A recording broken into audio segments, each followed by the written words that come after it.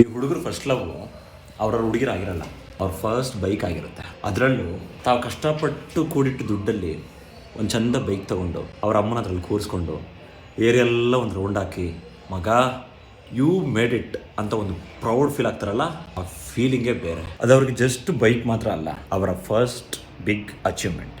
ಅವರ family member, ಅವರ emotion, ಅವರ ಬಾಡಿ ಪಾರ್ಟ್ ಅಂದ್ರೂ ತಪ್ಪಾಗೋದಿಲ್ಲ. ಅದನ್ನು ಒರೆಸೋದೇನು, ತೊಳೆಯೋದೇನು, ಅದಕ್ಕೆ ಮುದ್ದಾಗಿರೋ ಒಂದು ಹೆಸರಿಡೋದೇನು, ಅದನ್ನು ಡಿಫ್ರೆಂಟ್ ಆಗಲಲ್ಲಿ ಫೋಟೋಗಳು ಹೊಡೆಯೋದೇನು. ಅದರಲ್ಲೂ ಅವ್ರ ಗರ್ಲ್ ಫ್ರೆಂಡ್ ಹಿಂದೆ ಕೂತ್ಬಿಟ್ರಂತೂ ಆ 2 ಮಿರರ್ನ ಸೆಂಟ್ರ್ ಮಾಡಿಬಿಟ್ರೆ ತಾಳಿನೇ ಕಟ್ಬಿಟ್ವಿ ಅನ್ನೋಷ್ಟು ಖುಷಿ ಆಗ್ಬಿಡ್ತಾರೆ.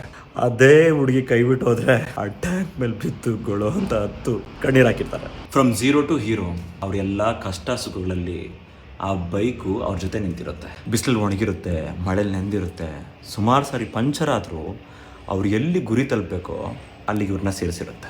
ಅವ್ರ ಅಪ್ಪ ಅಮ್ಮನಿಗೂ ಗೊತ್ತಿಲ್ಲದಿರೋ ಸುಮಾರು ಸೀಕ್ರೆಟ್ಗಳು ಈ ಬೈಕಿಗೆ ಗೊತ್ತಿರುತ್ತೆ.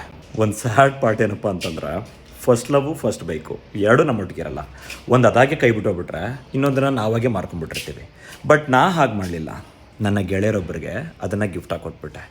ಯಾಕೆಂದರೆ ಅದಕ್ಕೆ ಬೆಲೆ ಕಟ್ಟೋಕ್ಕಾಗಲ್ಲ. ನಿಮ್ಮ ಬೈಕ್ ಲವರ್ಗೆ ಈ ವಿಡಿಯೋ ಶೇರ್ ಮಾಡಿ.